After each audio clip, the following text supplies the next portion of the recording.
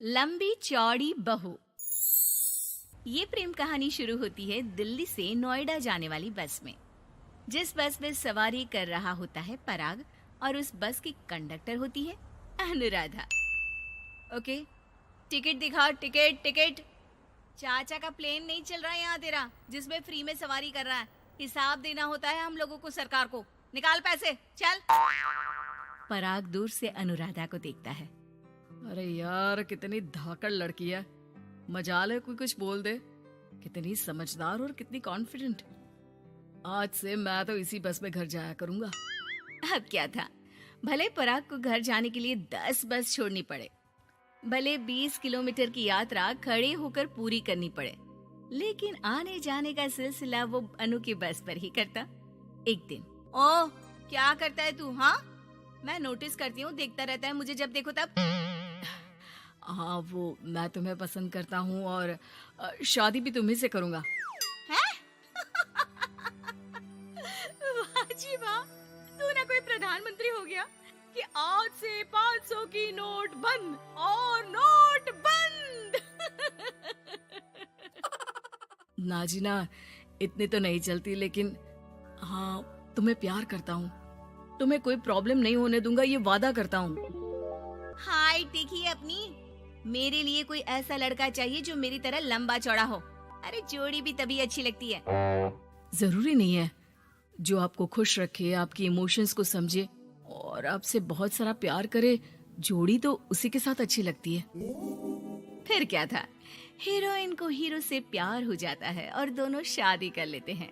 शादी के बाद देख, अब तो इस घर की बहू है।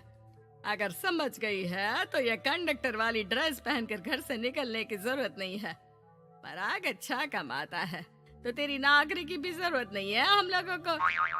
अरे कैसी बात कर रही है माँ जी? यूँ कोई सरकारी नौकरी छोड़ता है क्या? और जब मेरी नौकरी लगी थी, मेरी अम्मा कितनी खुश हुई थी पता है? मैं तो नौकरी करूंगी। अरे नौकरी करेगी तो डंडे से मारूंगी, और हाँ, जो निकली घर से बाहर ना, तो हाथ पैर तोड़ दूंगी और घर से बाहर निकाल दूंगी, देख लेना। अनु को समझ में नहीं आता कि वो सास को कैसे समझाए कि सरकारी नौकरी लगना आसान बात नहीं होती, और उसने इस नौकरी को पाने के लिए कितनी हार्ड वर्क की थी। रात को अनु पराग से बात करती है। देखो पराग, मैं नौकरी करना चाहती हूँ। मुझे नहीं पता था कि तुम्हारी माँ को मेरी नौकरी से प्रॉब्लम होगी, वरना। ऐसी बात नहीं है, मैं माँ को समझाता हूँ। अगले रोज, देखो माँ, महंगाई का जमाना है और मेरी प्राइवेट नौकरी है। आज है कल का पता नहीं। वैसे भी अनु की सैलरी मेरी सैलरी के बराबर है। अगर ये भी नौकरी करेगी तो हम लोगों को जिंदगी जीने में आसान हो जाएगी ना। सास को बेटे की बात समझ में आती है और वो अनु की नौकरी के लिए मान जाती है। अगले रोज, बेटा, बहू, तुम लोगों को लेकर मुझे कुल देवी के दर्शन के लिए जाना है, तो रविवार को दोनों सुबह ही तैयार हो जाना। अगले रोज दोनों तैयार हो जाते हैं और कुल देवी के मंदिर पहुंच जाते हैं। क्या संतोषी बहन, ये कैसी बहू ले आई हो। बहू बेटा लग रही है और बेटा बहू। अरे कोई पहलवानी लड़ानी थी क्या, जो इतनी लंबी चौड़ी बहू ले आई? अब क्या बताए पंडित जी, जो बेटे ने पसंद किया हमने उसे हाँ कर दी। अब बेटा जाने और उसका परिवार। और ये तो बस कंडक्टर की नौकरी करती है, इंटरस्टेट। और सच्ची, वाह वाह वाह, यह तो बड़ी बात है संतोषी। तुम तो किस्मत वाली निकली जो सरकारी नौकरी की बहू ले आई। यह तो वही बात हो गई कि घी के लड्डू का कोई शेप थोड़ी ना देखता है तो घी का लड्डू ही। सास को बहू की तारीफ सुनकर बिल्कुल अच्छा नहीं लगता। वो जल्दी से पूजा पाठ करवा कर उन लोगों को घर ले आती है। एक रोज, संतोषी बहन, तुम लोगों का घर बड़ा अजीब सा लगता है। भाई साहब बहन जी, और बहन जी भाई साहब जैसी। अरे बस किया कर, सरकारी नौकरी देखी तो हाँ बोल दिया, और इतना भी क्या, पैसे की चिंता। चलती हूँ, खाना बनाना है। क्यों, बहू नहीं बनाती क्या खाना? अरे नहीं, वो तो नौकरी करने जाती है ना, तो उसके आने से पहले खाना बना देना पड़ता है, वरना पता है ना आजकल की लड़कियों की जबान कितनी लंबी होती है।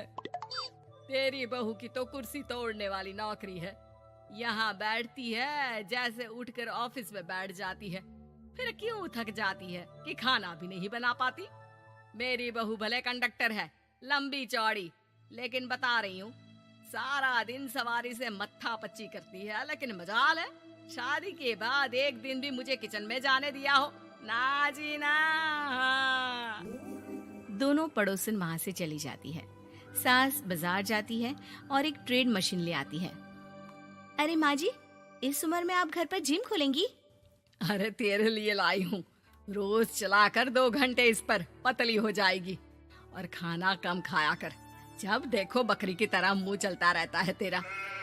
वाह जी वाह, एक ही तो शौक है खाना खाने का, वो भी रोक दो। हाँ, लेकिन सास तो सास थी, बहू के खाने से लेकर एक्सरसाइज सब का हिसाब किताब रखने लगती है।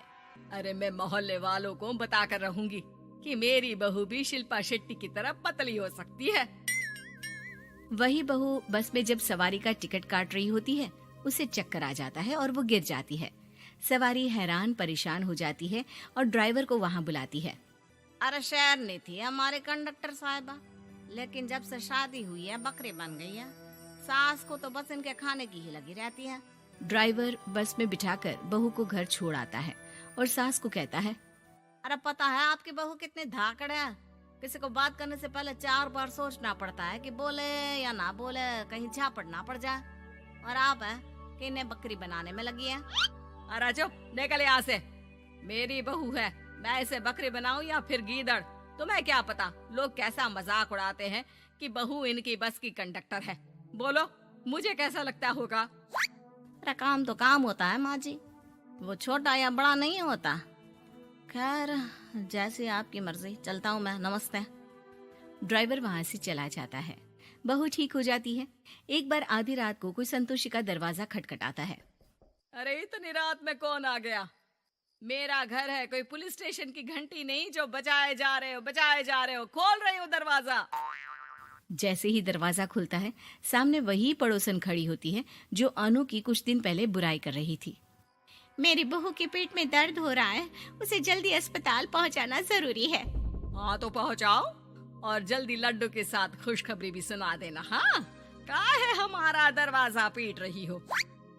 अरे सुनो तो, अपनी बहू से कहो ना कि सरकारी बस को थोड़ी देर के लिए दरवाजे बुला ले। क्या है ना, कोई साधन नहीं है अस्पताल ले जाने के लिए। सास अनु को कहती है और अनु बस को बुलाकर पड़ोस वालों की मदद करती है, जिसके बाद पूरे मोहल्ले में अनु की तारीफ होने लगती है। सच में लंबी चौड़ी बहू के साथ साथ लंबा चौड़ा दिल भी है बहू का।